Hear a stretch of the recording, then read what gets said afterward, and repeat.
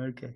All right. Okay. So what we're going to be talking about is Michelle brought up the question of surrender. You need just the speaker on. Bob, don't disconnect me, Bob. Yeah. So Michelle brought up about surrender, right? Now, there's a lot of, when we talk about surrender, it is often, can you put yourself on mute, John? I'll put myself. So answer the phone. This isn't like my phone. How do I put them on? Hello, Bob. Yeah. Okay. All right. We're all ready to go? Thumbs up if we're ready to go. Okay, good. So what we're talking about is we're talking about surrender. Now, often what happens is we think that we can surrender. It's like an ego function. I'm now going to surrender. Well, good luck. That doesn't happen that way, right? It's like when people say, I'm going to accept. Well, even acceptance, what happens is acceptance can come alive in us, or what we call surrender can come alive in us. So let's just have a look at that. Let's say that you're upset and you're angry with your wife, right? And then what happens is, in the middle of that upset, the wisdom comes in and says, the wisdom, that feeling that where the wind is taken out of your sails, where you suddenly realize that you're being a bit of an idiot, that you're not acting kindly. And so what happens is, so what happens, here you were caught in being angry or something, and then suddenly this wisdom, and wisdom, as we know, always reveals the good. Okay? I'm not talking about the ultimate good, but it always reveals the good, in the sense that it would be good to act in a kind and loving way right now, even though you don't want to. Isn't that interesting? The fact that wisdom can actually obtain, it reveals the good, and because it reveals the good, you find an inclination in you to act differently. Isn't that interesting? Right? But you haven't. Now, you can.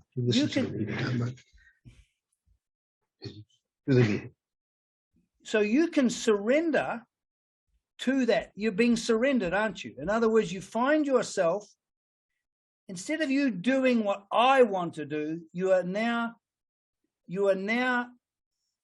surrendering, right, to the wisdom that's obtaining in you. Are you with me? But you see, when we talk about real wisdom, it's helpful.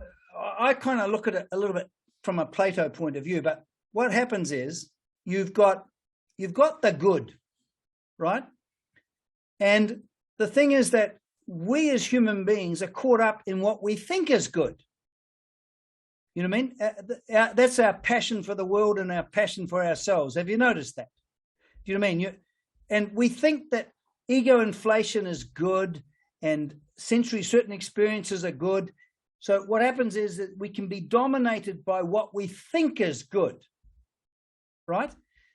And so we think, for example, that people treating us with respect and in exactly the way we want is very good. Have you noticed that? Now, we may not know how strong a desire we have or passion for that is. However, when it's frustrated, we realize exactly how strong it is, because we find ourselves hating the person we love. Okay? Okay, now, so, well, because what happens is, this is what a binding desire is, isn't it? Does that make sense? So it binds us because we have a passion for a certain type of experience.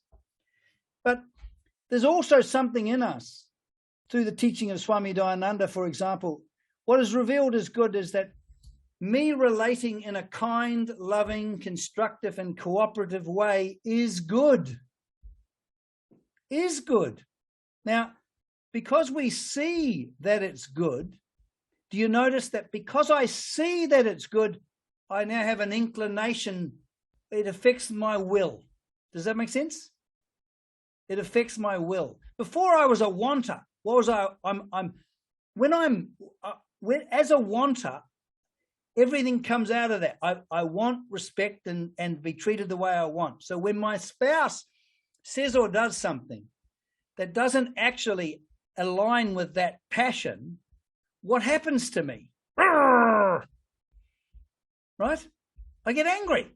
I can't help it, actually. Does that make sense? Given my passion, which I believe is good, people loving and treating me, the fact of the matter is it's pleasant. It's a nice experience, but is it good? Does that make sense? Now, this is the problem with binding desires. We think the good is out there as an object that we can have as an experience. Does that make sense? Now, we're not denying good experiences, pleasant experiences. But when I think that pleasant experience is the good, my happiness and security depend upon it, right? I'm in deep trouble, because every time I'm seeing something in the world that doesn't go that way, I'm going to become very disturbed. And I'm going to be convinced that the meaning of my problem is Sylvia or my spouse or whatever, right? But thank goodness we have what we call wisdom. Now, wisdom always, if it is actually wisdom, you can read it. Who's ever read a beautiful theological idea or a beautiful spiritual idea, right? That you kind of go, oh, I like that, right? But that reading that information doesn't touch the will, does it? The thing about wisdom is wisdom will always create a shift in your heart. Does that make sense? So when you're actually governed by wisdom, you will have an inclination towards the good. Have you noticed that? Have you noticed that? St. Thomas Aquinas says you can only will what you think is good. That the will is a function of an ascertained good. You with me? So Michelle, when we talk about surrender, you notice how, let's say I'm angry with Sylvia, then suddenly the wisdom comes in and says, look, you've been a bit of a dick, right? And then what happens is, as soon as that occurs, I am surrendered to that. There's a shift in my heart. Does that make sense? And I'm surrendering to that wisdom, right? That's real surrender. That's the no BS surrender. So when, that beautiful saying in our Western scriptures, choose ye this day which master you are going to serve. Have you noticed that you can have a situation where you want to say something that is harsh and unkind, but you can see with your wisdom, through the eyes of wisdom, it's not, so you can choose not to do it. You can also choose to do it, by the way, right? That has a consequence. And when you don't do it, it also has a consequence, right? So this binding desires are very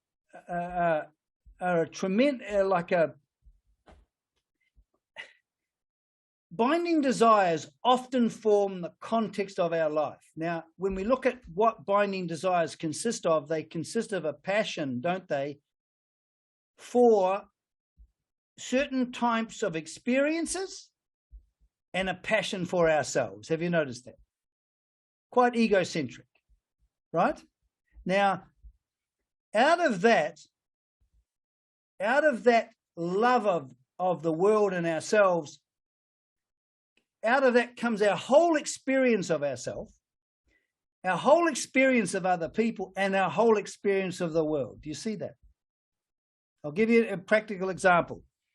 Let's say that I like to be liked and approved of, right? And then what happens is, Tricia says, and I hear her say, Bede, he's a nice bloke. And I'm going, really? So suddenly what happens is my sense of life and being is coming from, an egoic feeling of wonderfulness and deliciousness, that I am feeling so good about myself there, right? But the next week, Trish says, actually, Bede's a bit of an idiot. Okay, so what happens is that, see what happens.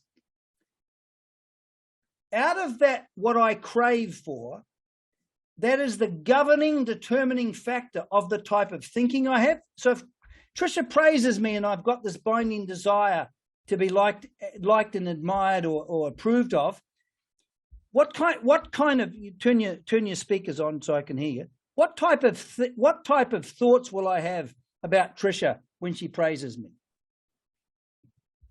Well, you're going to like her and you're going to be very happy with yourself. Yes, and I'm going to have nice thoughts. Trisha's a lovely person. See, which may or may not be true. The fact of the matter is that, you see how my thoughts are a function of my craving, right? So are my feelings. Feeling nice about her. You know, I feel a bit more relaxed because, you know, I'm feeling good about my miserable life. And not only that, you know, I'll act friendly and nice, right? But what happens next week? Suddenly Trisha becomes a bitch because she says what? Because she does something I don't like. Now, I can't, given the craving, I cannot help but think, feel, have physiological reactions and conduct from that. Does that make sense? Can't help it. Who's ever tried to say, okay, I must look at people rightly because I'm so full of resentment? Well, good luck. If you've got that craving active in you as your will, you know what I mean? This is what I want. You know, Dayananda would go, I want. If you've got that craving active in you, you cannot help but feel resentment when you're not getting what you want, and you can't help but feel fear that you might lose it, or you can't help but feel highly elated when you're getting it. Does that make sense? Do you see how everything, your whole way of being, the sense of your life and being, arises out of that craving? Your cognition of other people and the world. Yes, Michelle?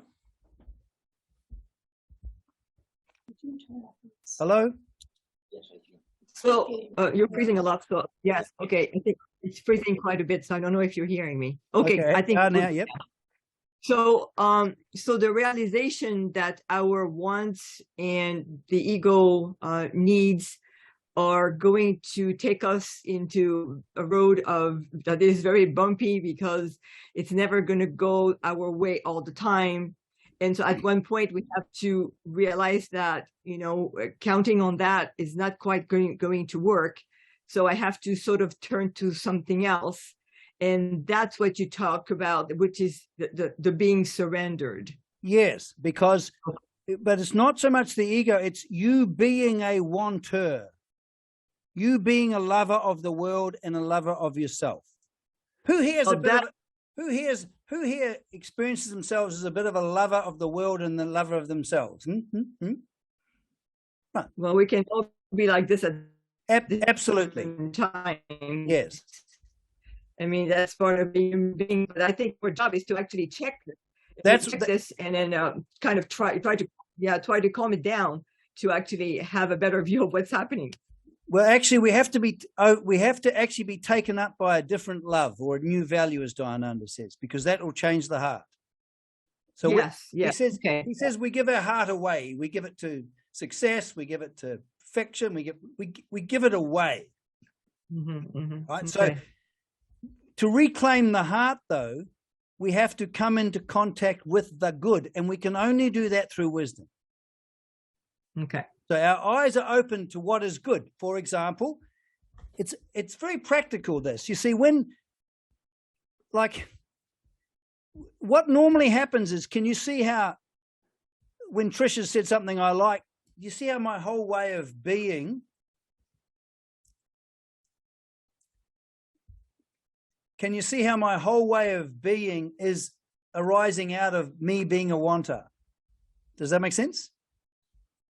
Right. So, and then someone could say, okay, you're not getting on with Trish, but I'll teach you some communication skills so that you'll be able to more successfully get the approval and love that you want, because you've got a psychological need to be loved, and it's very, very important. You know that. Okay. So someone teaches me that, then I can say I've improved. Right. But I'm still in the darkness, aren't I? Yeah. Because I have basically love of the world and love of self is a misdirected good, isn't it? Mm-hmm. Where love of love of neighbor and love of God, or love of Dharma or love of God, is much better, isn't it? Yes. Now this is, that's the point where the way I look at it, because I'm a human being, Yep. I have both of these things in me.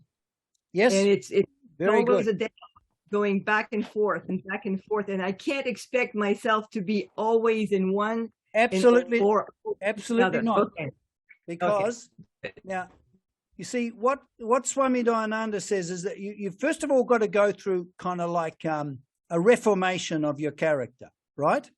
So, for example, here I am. Let's say your whole relationship is destroyed; it's no good, right?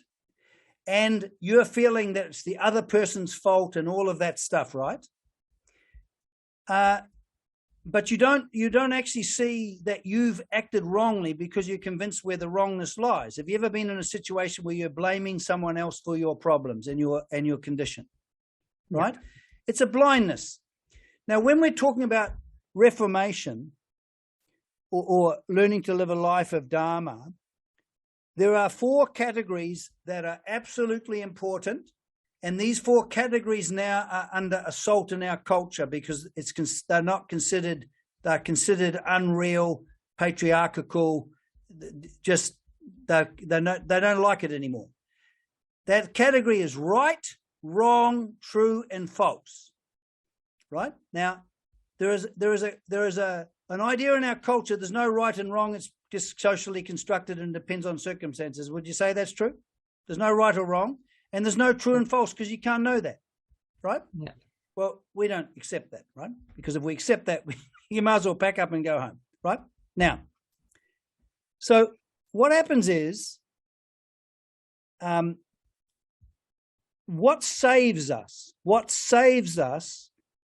is a new desire, a new emotional inclination, a new will. Does that make sense? That comes, if we would put it in our Western language, it comes from above.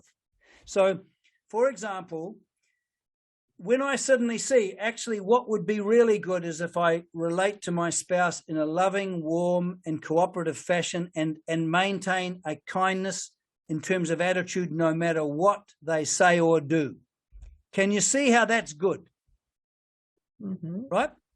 Now the task is, though, so we can see that it's good. So that's a wisdom. Dayananda says you have to first of all, have the wisdom.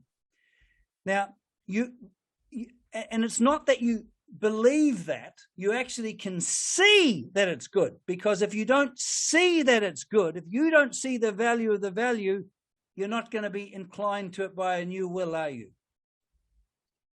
Okay? Not possible, right? Now you're going to start your business. You're going to start the business of learning to live a dharmic life. You're going to commit. No matter what my spouse says or does, this is what I did with Sylvia. No matter what she says or does, I am not going to respond except with kindness, a kind attitude, even if I don't feel like it. You know how we can act kind even if we don't feel like it? Dayananda called this faking it till you make it, right? Now, did I find that easy? Absolutely not, right? And did I succeed in it? Absolutely not every time, no. But I have it there as a good that I am going to commit to. Does that make sense? Because Dayananda says you have to have the wisdom and then you've got to live the wisdom. Now and he says you fake it till you make it. So have you noticed that once you really commit to a good, when you fall away, it becomes incredibly clear. Have you noticed it? Suddenly you become aware of the darkness of your life. You suddenly become aware of the fact that because the impulse to Dharma is always being accepting, which psychologically translates as a quality of kindness, doesn't it? Have you noticed that when you're being accepting, you have a quality of kindness? Who's noticed that? Mm-hmm. Quality of kindness. Who's ever noticed them falling away from that quality of kindness when their spouse says or does something they don't like? And then acting from that unkindness. Who's ever done that? Okay. So when we talk about being mindful, we're not doing this Buddhist thing, I'm going to be mindful, right? We're going to be mindful of Dharma. We're going to be mindful of when I fall away from that sense of, that quality of kindness, I fall away, right? I fall away. That falling away is the wisdom showing me, isn't it? Notice how that this isn't coming from the binding desire to be liked and approved of. This new will towards the good, out of that comes a cognition of when I'm falling. You see that? You see that that way of seeing opens up in me because wisdom, the light of God is obtained in me as wisdom. It's now beginning to govern me, isn't it?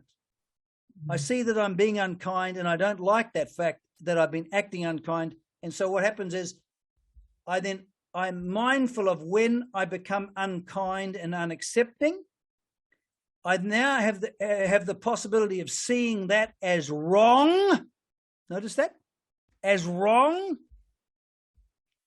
And then what I can do is I can form my actions to being what is right. Two words that are not liked in our culture these days, right and wrong. There's no such thing really. Well, there is. If we lose the cognition of right and wrong, we're nothing more than reactive animals. And the thing too is this, isn't it interesting? We also can see how the truth and the falsity, do you know what I mean? What's true and what's false. Notice how that becomes evident, right? Because we can see that we were absolutely sure I'm upset because my spouse has said something I don't like. Do you see how, who's ever been caught up in that falsity? Absolutely convinced that they're upset because of what the spouse has done. But what the truth is that I am being shown once again how I'm being governed by binding desires. I am being shown that I am a wanter and I'm a lover of the world and myself. And this is fundamentally my problem. Now, this happens to be the truth, right? But can we fall away from that truth? Absolutely. We can forget it, can't we? Right? But so what happens is I start to become very attentive to what I do. Is you know that feeling of, who notices that feeling when the feeling of kindness goes away and you feel that kind of, you feel more tense and you feel a bit aggro. Who's ever noticed that? Right? Yeah. But isn't it wonderful that you can see it? This is not an occasion for self-hatred. This is self-revelation. This is the light of God showing you that you're on the wrong path, and in order to bring you back. Does that make sense? To bring you back, right? So it's not negative. It's very, very good. So what we're looking at is we want to live a life of Dharma. We don't just want, I'm going to be aware. Well, good, whoop-diddy-doody-dum. I'm going to be aware. Of what? Right? What we need to be aware of is when we fall away from that acceptance, because when we fall away from that acceptance, we become reactive and hostile. Who's noticed that? To the degree you become non-accepting, you become resentful, hateful, and hostile. Who's noticed that? Now, yeah. And remember what Dayananda says. The dynamic form of the basic person is love and care. Love and care. Now, then what happens, of course, is that let's have a look at caring. Who's noticed that sometimes instead of being attentive and responsive, in other words, caring, who's noticed that when you fall away from caring, to that degree you become ruthless and indifferent?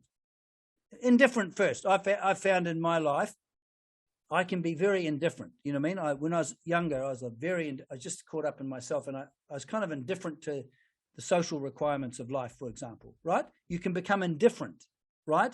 And you can become callous or ruthless. Have you noticed that? Like, who's ever in an argument been so kind of had that feeling of dismissive? Forget it. You know, like give us a break. Who's ever done something like that? Right? It's cruel. It's ruthless. But it feels right, doesn't it? Of course it's right. Because when we're governed by binding desires, we are governed by a love of self and the world that doesn't help. Does that make sense? And it doesn't it doesn't actually sit right with us. And all we've got in that life, that darkness, all we have is we've got ego inflation and ego deflation. That's all we've got. There's nothing else. And we can improve our function in the context of our binding desires, but there's no change in us at the root.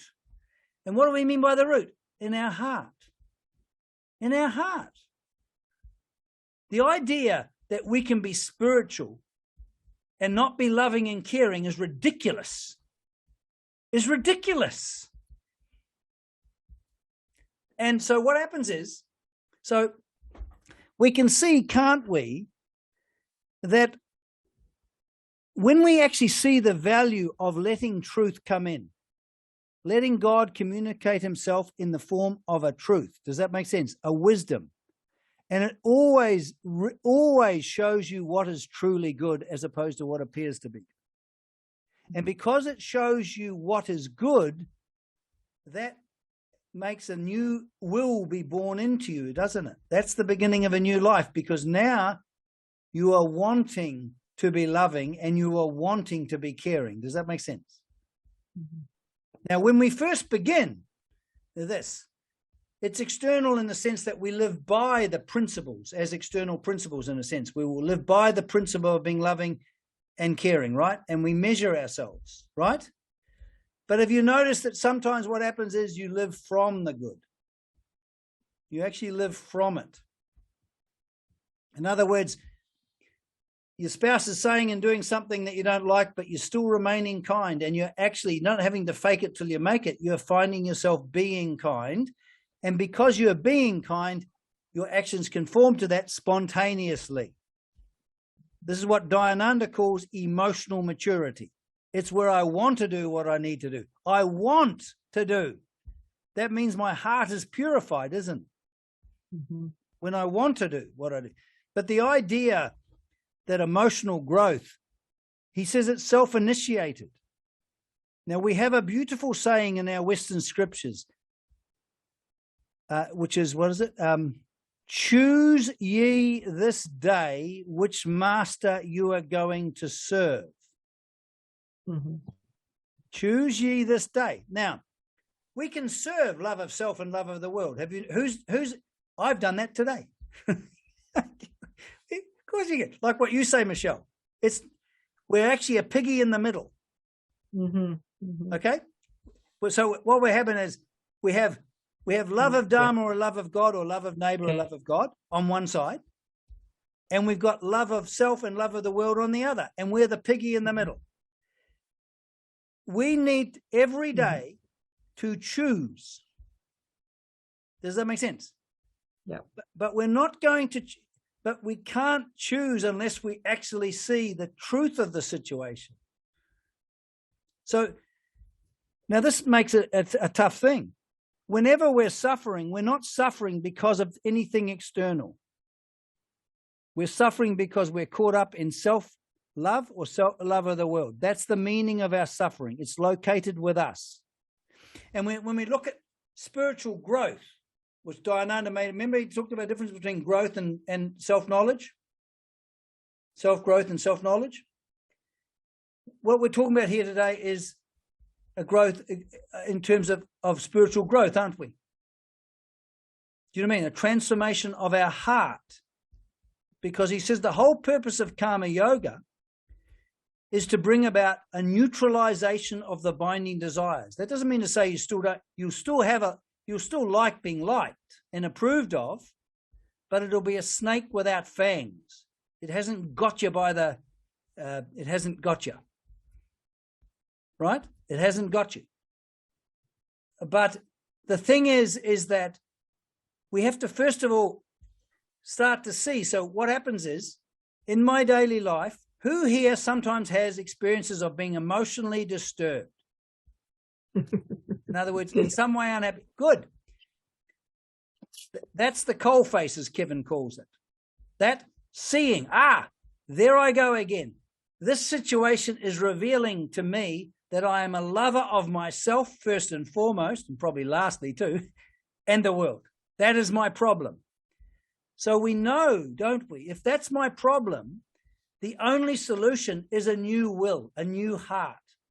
And that new heart comes from above. Notice it comes from God, first in the form of a wisdom. Do you see what I mean? Of what is truly good, which then takes us up. We have an inclination towards it, don't we? Okay, just hold it one tick. Okay.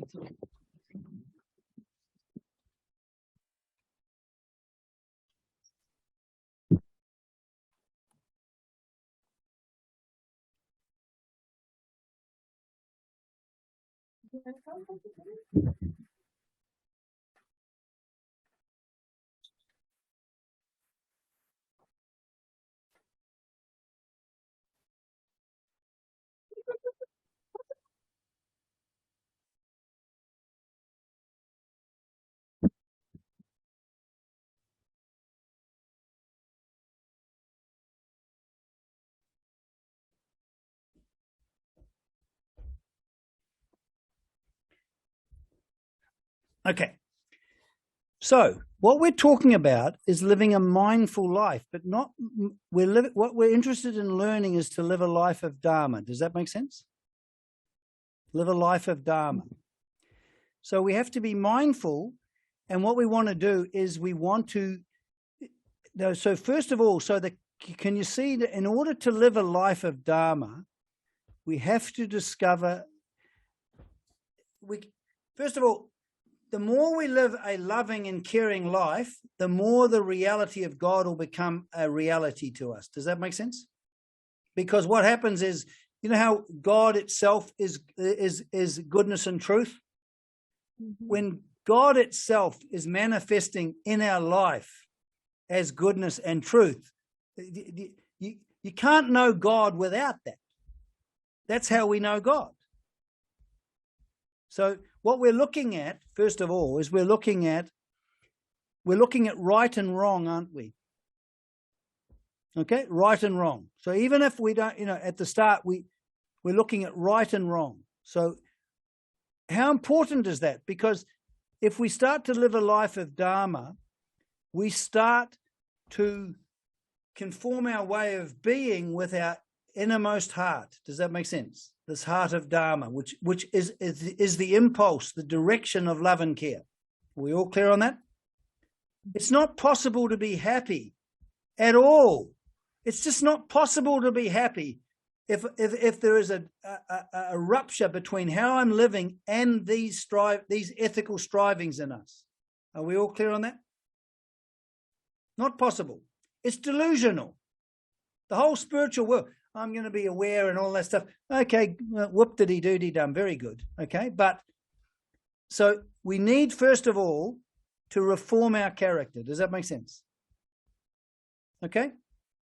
And emotional growth, which means a shift in our emotion, what we will.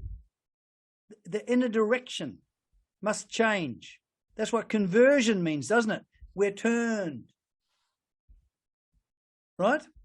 So in that process, what's important is right and wrong, the recognition of what's right and wrong on a daily basis. So we're mindful of our conduct. Now, what's very, very important, and we've talked about this a lot, is the understanding or the realization of the good of God. Now, why do I talk about the good of God? It's because God is what is truly good, right? And that we have a will towards God when we understand that God is good and we want to commune with God, right? And this is to do with truth and falsity. Who here has ever had the experience of God's absence? Who's ever done that? Who's ever had the experience that God is absent? Right? Mm-hmm. Yeah. This is where Dayananda's highlighting comes in. What happens is we might find ourselves, so we're working on conforming our acts. We're being mindful in terms of right and wrong. We're not letting ourselves off the hook. So when we act wrongly, we go, what I have done is wrong. It feels right, but I know it's wrong. Okay? You have to be tough on yourself, right? But also, so that what that does is that it is bringing my way of being and my inner core together, or what Dayananda says, yourself as a knower of right and wrong, and yourself as a doer of action. When you come together as a person. He thought that was extremely important, because what he said was, this will bring about a contemplative disposition. The whole purpose of karma yoga is two things: a contemplative disposition and the neutralization of binding desires. Now, you don't have to worry about, well, how do you get to the actual core of the problem of binding desires, and then do I have to search deep? No. If you stop doing actions to try and get the love and approval that you think you need, what will happen is you'll be thrown back on your self-hatred. That's a rule. Because when you're getting the approval, you're supporting yourself. You're supporting the personality, aren't you? Do you know what I mean? When you stop doing that, you're going to be caught, you're going to be brought back into yourself and your own misery, aren't you? Because you're not acting defensively anymore. This is where we need to know what it means, and this is truly good. And again, if you know it's good, we need to be able to resolve ourselves as a pain-ridden being into Ishvara, don't we? Okay? This is really important. So what happens is, and this is where we talk about truth and falsity. We can be under the cognition, the sway that there is no God and God is not present. So when we turn our attention to the understanding, again to the wisdom, that God is always here, always embracing me no matter what I do. He doesn't change, it's me that changes, and that I can always take refuge in God. Soon as that obtains in me, I can do what Dayananda calls by highlighting, can't I? I can highlight the fact, I can shift my attention to the fact that, right, okay, I'm miserable, I'm feeling upset, feeling upset. Now, because I have an understanding that only God is good, that understanding frees me from other things that I think are good. Do you know what I mean? I'll deal with my misery by trying to change my wife. I'll deal with my misery trying to change my husband. I'll deal with my misery by watching television. I'll deal with my misery by taking drugs, all of that stuff. But the more I understand that only God is good, the more I turn. I'm turned, aren't I? That understanding will turn me. So I realize I'm in pain. So I come to God as I am, and I am turning and kind of waiting, aren't I? So in my pain, I don't struggle with my pain. What I do is, this is like the surrender, Michelle. I'm not going to try and change myself. I'm just going to, when I remain with myself exactly as I am, I can only do that in the light of awareness. Is that true? Mm-hmm. That's evidence of the light of awareness. So if I'm miserable, that's the fact. I'm alive to the fact. But I turn to God, and God is like this sun, isn't he? Like the sun. He's warm and he's enlightening, right? So when we turn to God and wait, what happens is we find ourselves getting quieter and quieter. The illuminating light comes. It may not be pleasant, but what we're interested in is communing with God. We're not interested in trying to feel good about ourselves. That's a trap. And so what happens is we are being real, aren't we? We're not trying to be different, but we're turning in prayer, aren't we? What we can give form to the prayer with words, but what God needs is our heart. Does that make sense? We turn our heart to God. What I mean by heart, if I'm full of resentment and hatred, what is my heart at that moment? Resentment and hatred. So I turn my heart to God because I don't have a crazy notion that he's wrathful and I think that he thinks that I've got to be nice and sweet and full of spirituality. I'm often not. I don't have to worry about that. So I turn, and because I'm exposing myself to the light of God, the warmth and the light of God will work on that and unravel it. And the more you work with that, you'll find that that's the case. So we're not being unreal here. The only ethical issue is right and wrong. The only thing that liberates us from the self-dissatisfaction or the self-hatred that's deep in us, which comes from being separate and apart from God. If our only problem is being separate and apart from God, whenever we're having a manifestation of a problem, what's the solution? Turn to God. How do you turn to God? It's quite easy. You remain as you are. You don't have to become nice and holy. You have to expose your heart to God. You've got to bring your heart to God. That might be empty, lonely, antagonistic, worried, fearful. Doesn't matter. Are you with me? It just doesn't matter. Because what the transformative factor is the presence of God appreciated. That's the transformative factor. That is the good of God. God has a value. And the more we see the value of being in communion with God, the more we turn to it.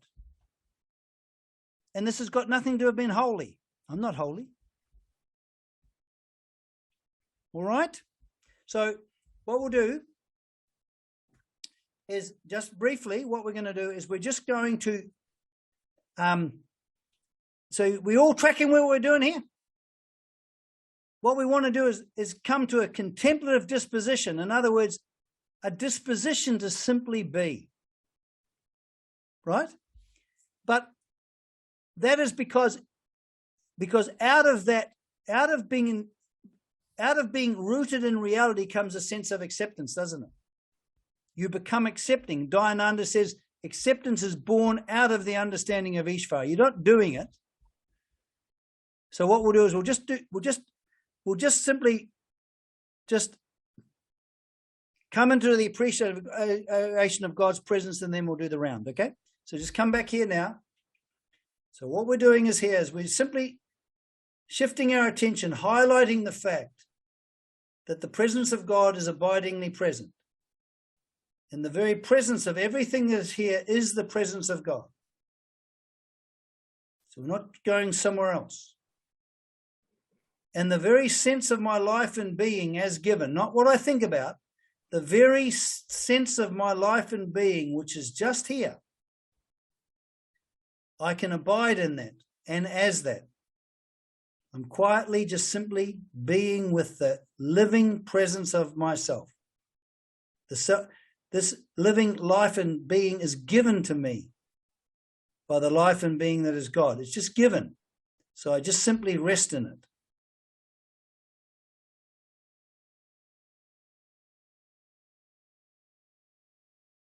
No trying, no thinking. Just abiding in the presence of being, which is away from nothing, not away from my thoughts, sensations, nothing.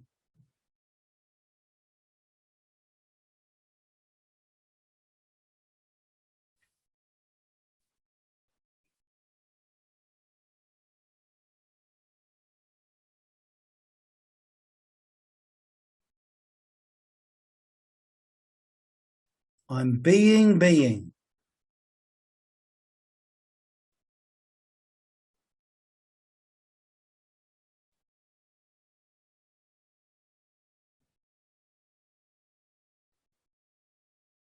When I'm being contemplative, I'm not being caused by any objects. Objects are here, coming and going, but I'm just simply rooted in being. Being.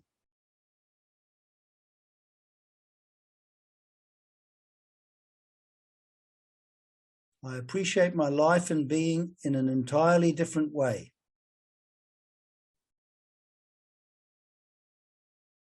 There's no self-objectification. There's just the life that I am, which is given and is here.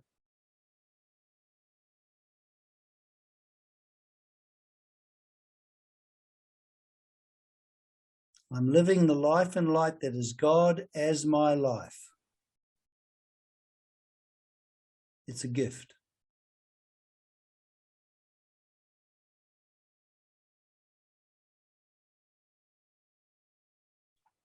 Okay, Stephen, you sinner. Well, so somebody has to do the dirty work. Yeah. Well, it seems to me the basic what you're saying is turn to God. And turning to God, you know, we started our little thought songs with you probably 2.5 years ago, and I think it was all about karma yoga. And it seems like we're talking about the same thing as karma yoga, turning to God, because basically karma yoga is understanding reality as it is, and that we're not in control of the outcome. No, whatever comes our way it's not us, and that will bring upon our contemplative disposition. I'm not really all that clear about binding desires, but I understand contemplative disposition and right and wrong, and I guess by that. Well, practice, I'll just say something there, Stephen. Yeah. If when we're caught in a binding desire, we're caught in a craving for a certain type of experience. When we can't have that experience, we're disturbed, because the experience is a defense against our self-dissatisfaction. When we rest in God, in Ishvara, right here, right now, as we are, that self-dissatisfaction is resolved, and therefore the desire that comes out of it is neutralized. It's still there, but it's not determining the way I'm being. Is that clearer? well, yeah, you can still want what you want, Yes. but if you don't get what you want, Yes. then you're not disturbed by it. That's it. You're still at home with yourself in the presence of it. That's what he means by neutralizing the binding desires. And the other thing, when we say turn to God, you see how when you turn to the good, in the sense that of acting in a kind and loving way, can you see how that's also turning to God? Oh yeah. Oh yeah. Yeah. Kindness and love and kindness are, to me, it's like an aspect of your understanding of God.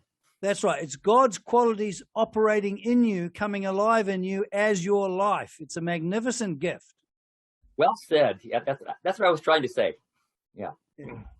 All right? Yeah. Okay, good. John's wife. What's your name?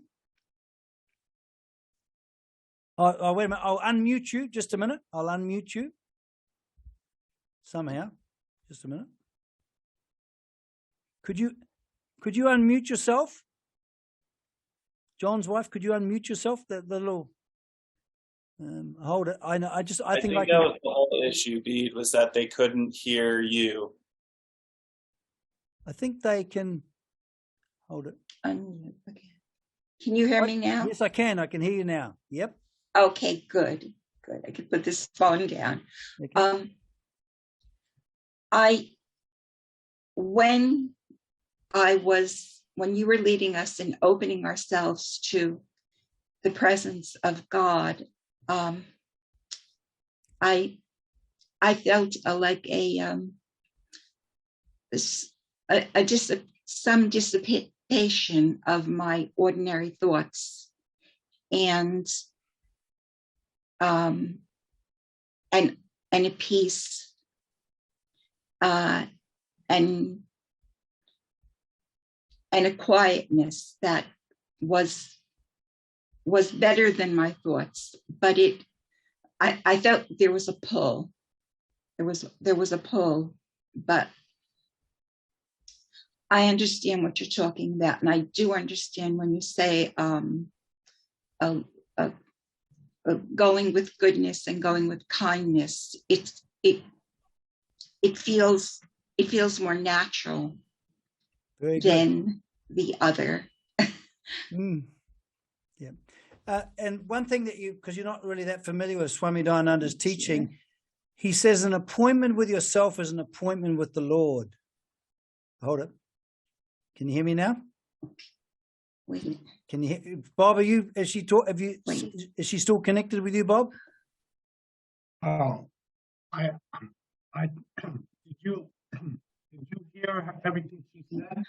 Yeah, he did, but she doesn't hear us unless that's connected. Have you cut her off, Bob? All right. Bloody lawyers, they're all the same. Again. Robert Waltel. Can you hear me? I'm on. Yeah, Now I can hear, yes. So Swami Dayananda says that an appointment with yourself is an appointment with the Lord. Now, he doesn't mean your thoughts about yourself. So, you know how we've actually always got a sense of life and being, which is not conceptual. It's here, isn't it? A sense of presence, if you like. So this is where we encounter God. So he says that the main meditation is bring your mind to yourself and think of no other thing. In other words, you just come to yourself the way you are, whatever way that is. It doesn't matter. You see, because, and which is this is the good of God. God's presence embraces us no matter what we do or what we've done. He never changes. So that means we can find refuge in him. And so when you came back and you notice how without your calculating or trying, you started to dwell. Your heart was dwelling in reality, wasn't it? And because your heart was dwelling in reality, what happens is everything becomes peaceful and you discover a sense of life and being, which is good in itself. It's actually the good, and it's going to get deeper the more you go with this stuff. You know what I mean? But that's good. I think you got a very good sense of it, and welcome to the group, by the way. Thank you. Thank you. Smita.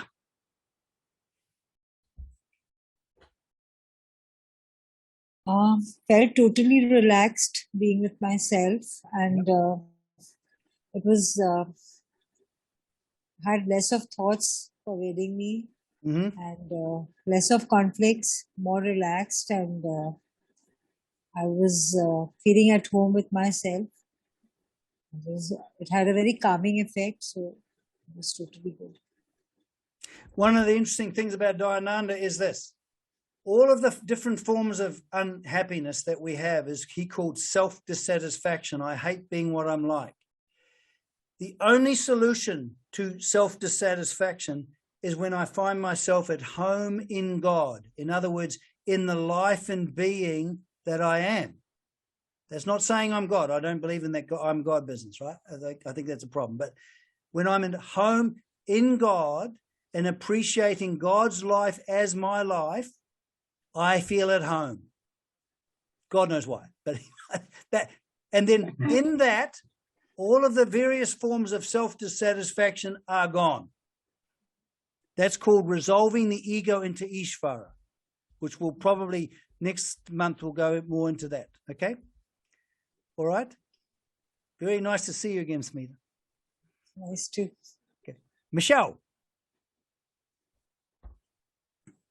Well, yeah, that's it's nice to also hear other people's a rendition of it, and yeah, you know, I think it's something that we are in all the time, but we don't always realize it, that you know this is the way that it actually works, and so we sort of want to fight it, but then we surrender to it. Yes, and. So it goes up, you know, back and forth. So yeah, that was good. Thank you so much. It's a very good point you've made. It's not like black or white. It's not like basically the spiritual life. You know how they say that it's a journey without distance. It's also a journey without end. Right? People don't like that. You know, I want to get there. Okay. Well, the fact of the matter is that as we proceed with this. But we're always this juxtaposition from being in darkness, falling away, coming back, falling away, coming back, falling away, coming back, that we have to live with that because that's truthful. That's truthful. When we're cut off from God, as far as we're concerned, we don't believe in God. God does not exist when we're cognitively cut off. Luckily, we're not ontologically cut off. God's always present, and we know this because when we turn in prayer, and St. Thomas Aquinas said prayer is raising our hearts and minds to God, we come out of the gutter. Very good. Aria, the baby of the group.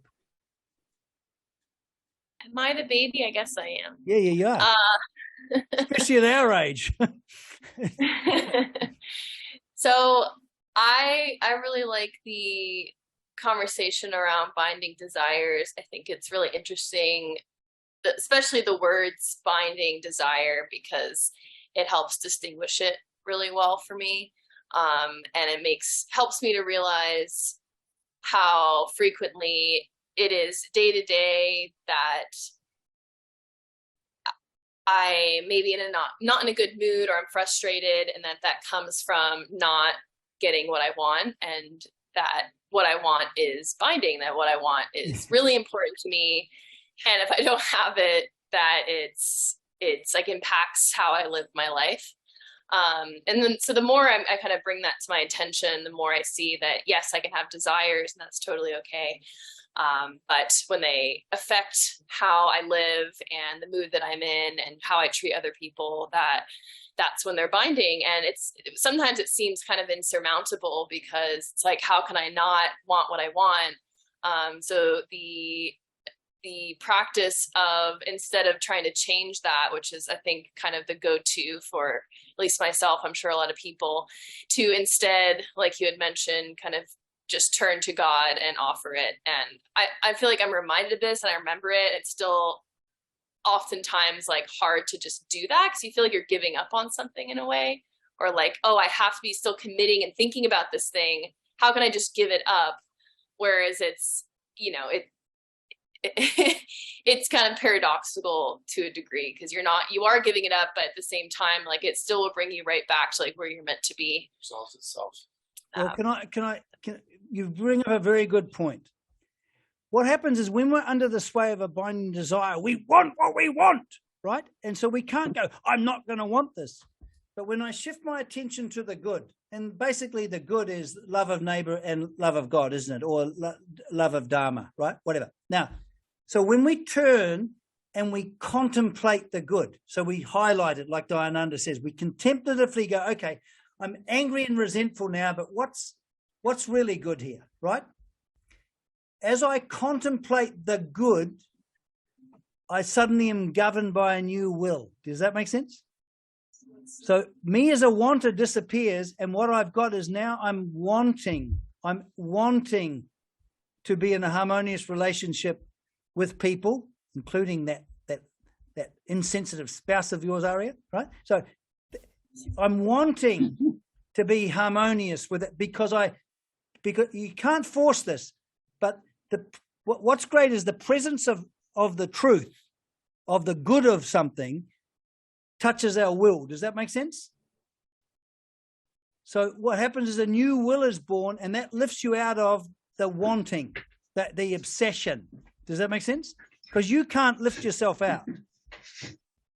Yeah, I think that I understand that. And I also think that sometimes it can be a little tricky if you're thinking about it too much, because then it's like, oh, I want this to be resolved. I want it to be good, and I want to feel good about it. And then it turns into a desire to change, as opposed to what you're saying.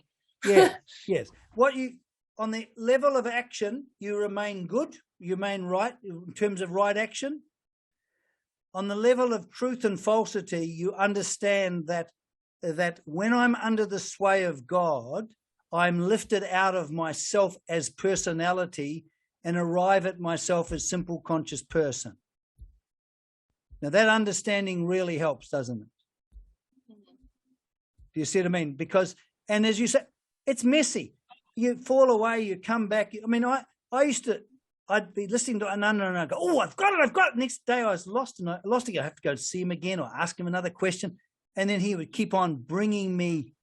So I'd come out and in and out and in. And so clarity takes time.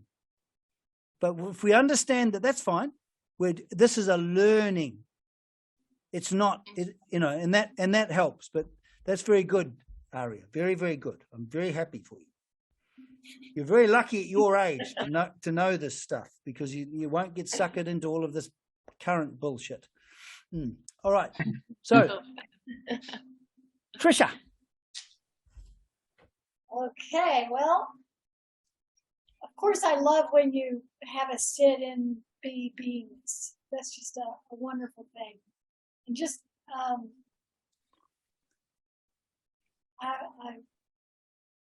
Steve and I were reading Dayananda from Bhagavad Gita. Mm-hmm. There's a section about there's not actually an inside and outside that's bound by my body and my skin.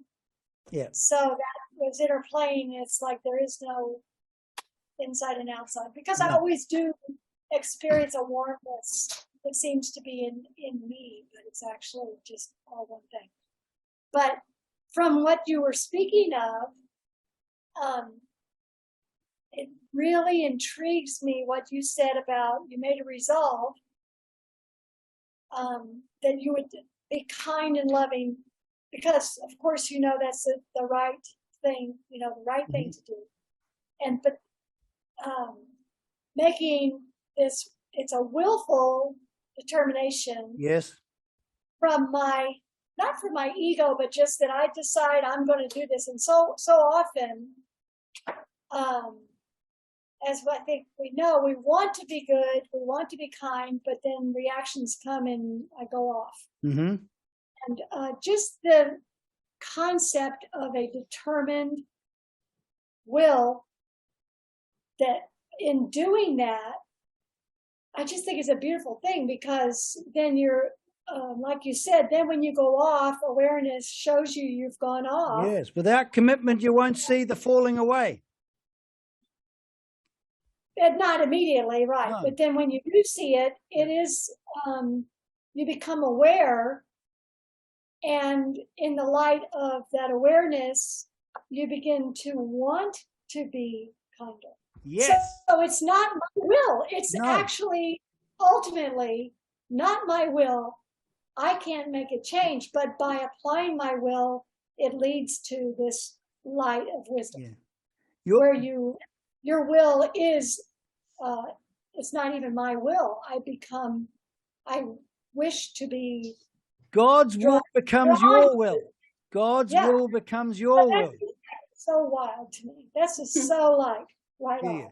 I mean, like that. God's will becomes your will, because the thing is that the reason that you want to learn to live a righteous life is not because of some external rule. You see the value of it. You see that anything else is the road to perdition. Do you know what I mean?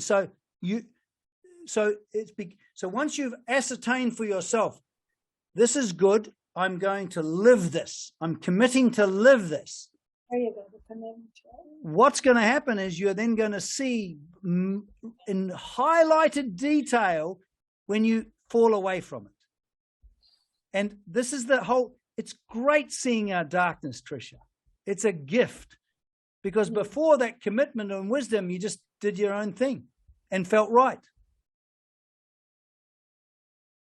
Very, very, very good, Tricia.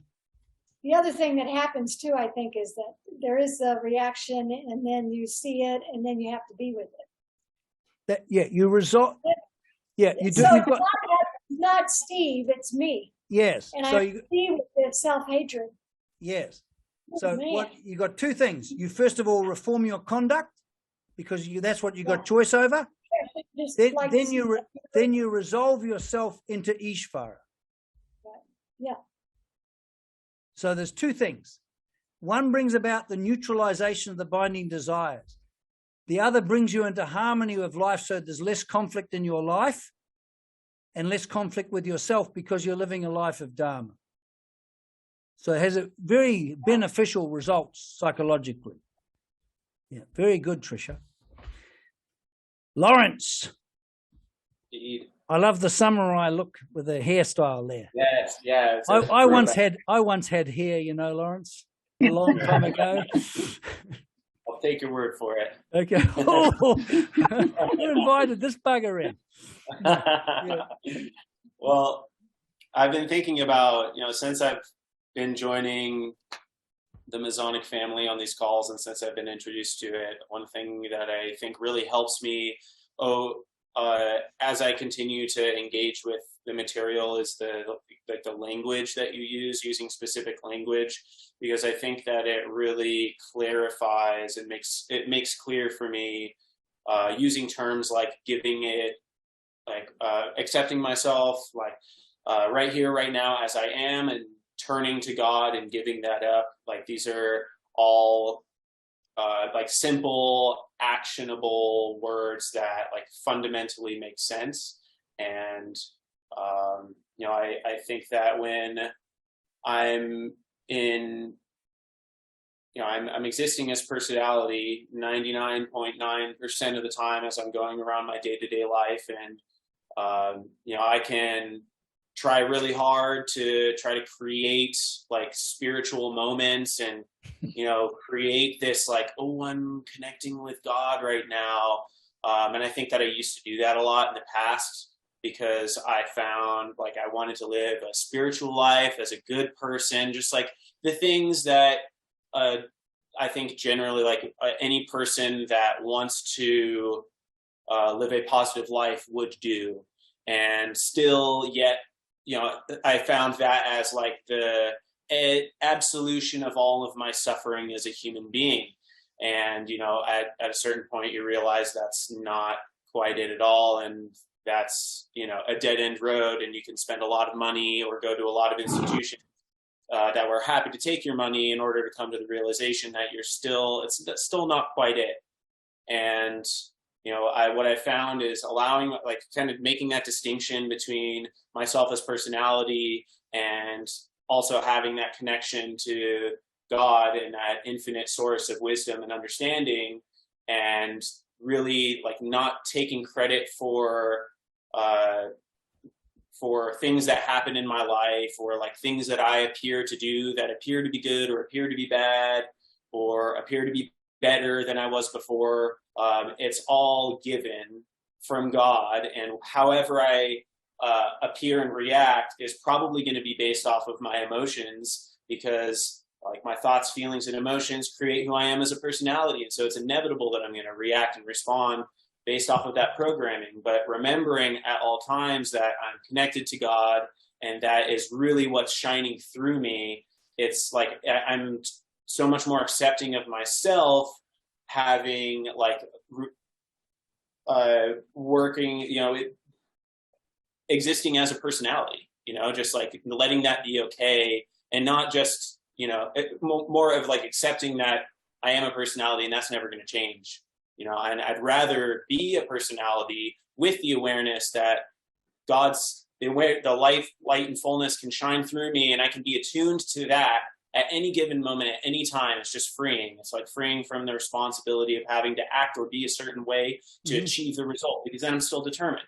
And I'm like in the same cycle as I was before, just with, it's my, it's all, it's like a cycle that I'm going to continue to go through anyway. But but one thing, there is you as personality, and there's you as a simple basic person. Now, it's very helpful to see that, how God is goodness and truth itself.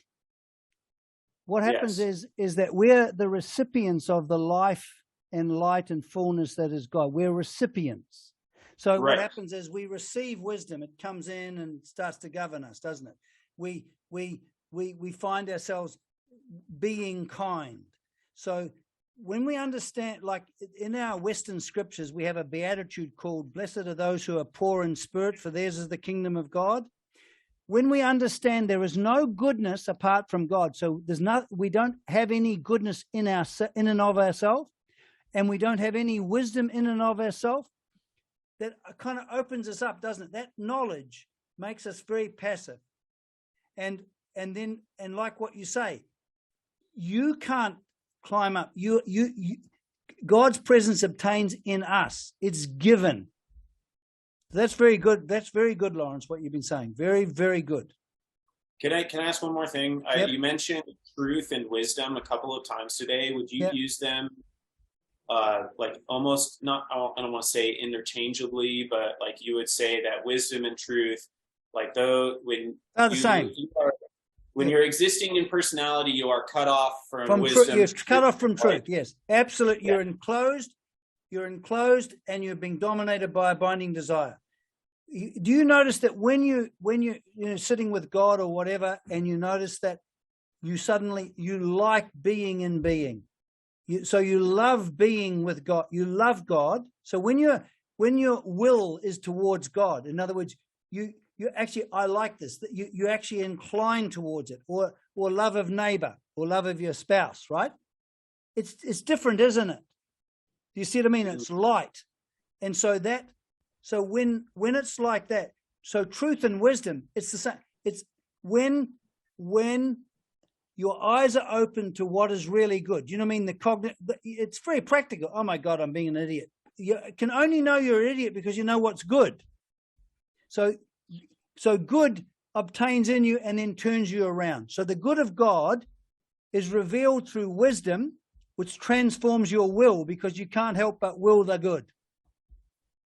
Can I ask you about good really quick? Just because, like, for somebody who appears to do something that's really good, for example, like a hero, they do the good thing and they do the right thing versus like the villain who is like, oh, they do the bad thing. You know, but that isn't, you know, at a certain point that a perception of like that person that's doing something to somebody who may appear bad, but for them that may appear good. How about we keep away from other people, because when we start to wonder whether their motives is this, you know, the difference between I might make you a cup of tea because I just feel moved to do it, or I want you to like me and I do it. So it all depends upon my motives. So what we look at, we want a pure heart, don't we? So the thing is that, and the way we gain a pure heart is by seeing when we're impure. Does that make sense?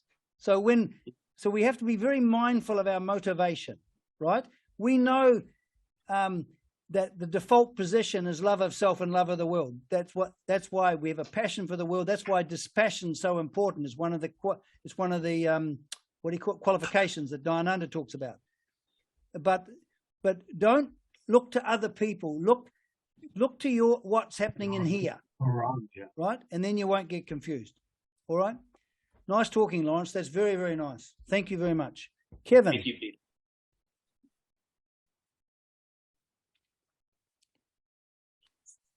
There's lots of things in this talk. Just even one that I can be quiet and understand what people are saying without any attempt of trying to understand what they're saying. So I can be resting in being, if you like, and it's clear. Another thing is this amazing thing, without this commitment to kindness, I won't see when I'm being unkind. No. And yet, when I'm being personality, I think I'm conscious, but I'm actually unreal, and everything I'm saying is false or untrue. Absolutely. You're full of falsity and ill will, Kevin. I hate people like that. I hate people like that. Amazing. I think I'm conscious, but in the light of abiding in being, it's darkness. Yes. So everything I think about myself, the world, and others is from this falsity. When I'm being personality. You can be functionally clever and seeing what's happening and all of that stuff, but there's no heart. There's no new life. The new life is the life of God, the good and truth of God. So that you when you're living that goodness and truth that is God, only in that do you become true and real. Yeah. Very good, Kevin. And it's just another thing. It's just amazing that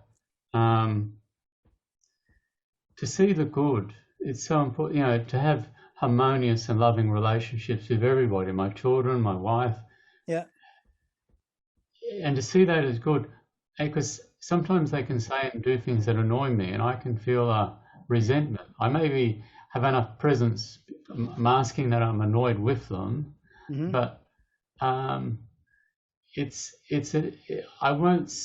won't bring a value to the relationship unless I'm being loving and caring. I just deal in my own stuff. You'll be living for yourself.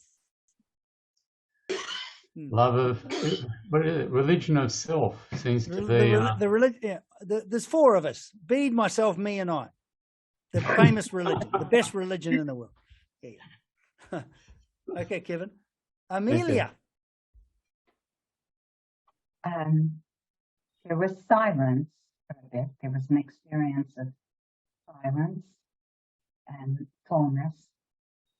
And can I give an observation of what you were talking about that happened today? Yeah, all right? Please. Okay. I wasn't mad at my spouse. I was mad at Bob. Oh, okay. I can never annoyed. imagine that you could be like that, Amelia. But anyway, yeah. I'm so perfect. How can it help? Yeah, I know. He's a lawyer. He's always right. Anyway, go, yeah. So there was this sense of annoyance, and I was cooking. And I remembered something that was said in a class yesterday, which was to do for him, meaning God, or to be devoted in what you're doing to God. And that changed everything. There was a fullness in the moment. All of a sudden, I could see my hands cutting what I was cutting. There was no annoyance.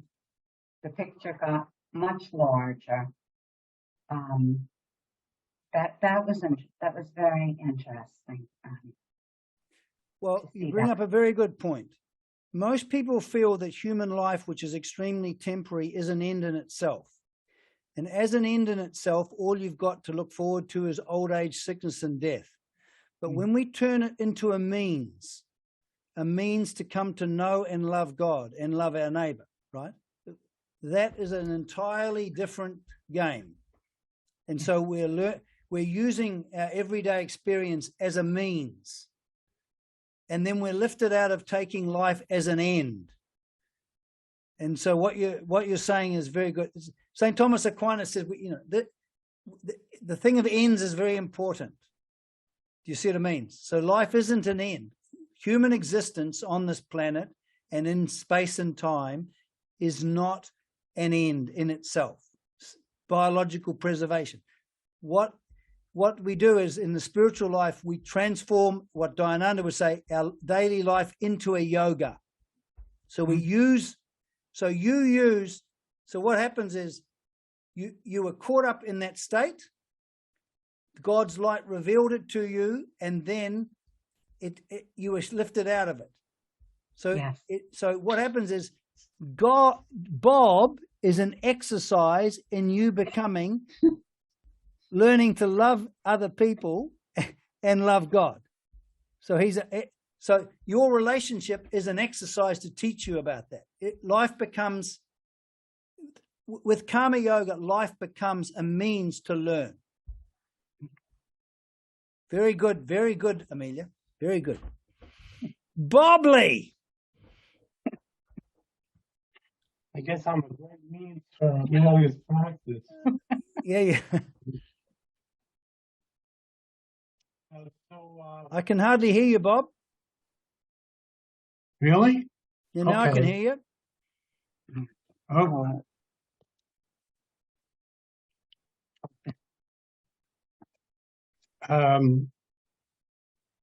When I first heard you speaking, what came to mind was the need for there to be some space and quiet in the mind in order to receive the wisdom. How else are you going to be aware or hear this voice of wisdom unless your mind is, or as you would put it, I guess, contemplative, that the mind has that. Can I just interrupt? What Dayananda says is the primary practice of Vedanta, the first one is Shravanam, that when you actually are listening, which, by the way, you wouldn't do unless you realize some value in it, but when you are listening, your usual thoughts and ideas are removed. In the state of listening, they fade away. So you, not your mind, you become open to what is being said, and then that provides, the listening mind provides the ground in which wisdom can obtain unimpeded. Well, that sounds like a process where, that's the Vedantic process of inquiry, where you have to hear the material before anything else can happen. Yeah. So okay. So I'm agreeing with you, Bob. I'm agreeing with you. Yeah. I think that's why I was stumbling for words, because so anyway. And the and the experience has been this there is a kindness and an appreciation of the positive qualities that people have when you're not looking at them only from your own point of view. So that's been seen too. Yes, when you're filled with a sense of goodwill, you are kind even if they're doing things you don't like. When that departs, when that quality is no longer alive in you, which is that kindness is a quality of God, God's life in you. It's a very good thing. When you fall away from that, you become to a greater or lesser degree hostile or unforgiving or all of these things. The thing is, like what Lauren said, you don't try and fix that. You just shift back into being kind. You see what I mean? You wait. You may not feel kind, but you will stop your unkind conduct, which brings you back to yourself, because Dayananda says karma yoga brings you back to yourself. And then with yourself, you can then resolve the other issue into Ishvara, can't you? Be just what the last thing I would like to hear from you a little bit is the difference between dharma and karma. So, go ahead. Well, karma just means action.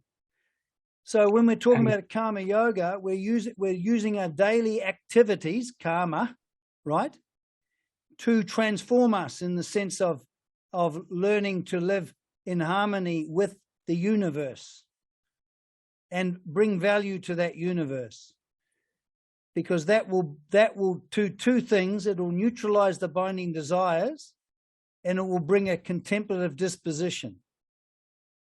In other words, an inclination for being itself. All right, well, it's been really lovely seeing you again. Do you know what I mean? Yes. And look after yourselves. So just for the next month, understand what mindfulness means in our sense. We're not going to try and just be aware. We don't have to be. What we're going to do is we're going to be mindful of our conduct in the sense of making sure that it is loving in the sense that it's accepting and caring, and look at it in terms of it as caring. In other words, we're doing the needful, right? And so we're going to be working with right and wrong, the categories of right and wrong, because we don't think they're old-fashioned. They're good. There's nothing quite right. There's nothing like saying I'm wrong. That action was wrong. It's a juicy word. Wrong is a juicy word. So there's right and wrong, and then in terms of truth and falsity. When we're in falsity, we can't be aware of the good. The moment we open ourselves to the truth, for example, the truth of God's presence, we change, don't we? Because we're lifted out of the falsity that there's no God. All right? Anyway, lovely seeing all you people again. I always enjoy this. And we'll see you next month. Okay? Okay. God love you. That was wonderful. God love you. Bye-bye. Bye, everyone. Okay. Bye, Steve, Aria, Trisha, Lawrence, Bob, Amanda, Kevin. Bye. And finally and lastly, Steve and what's your name again? John's wife? What's your name again? Kathy. Kathy. Nice to see you. Okay. God love you. Bye-bye. Bye. Bye for now. Bye-bye. Bye-bye. Ciao.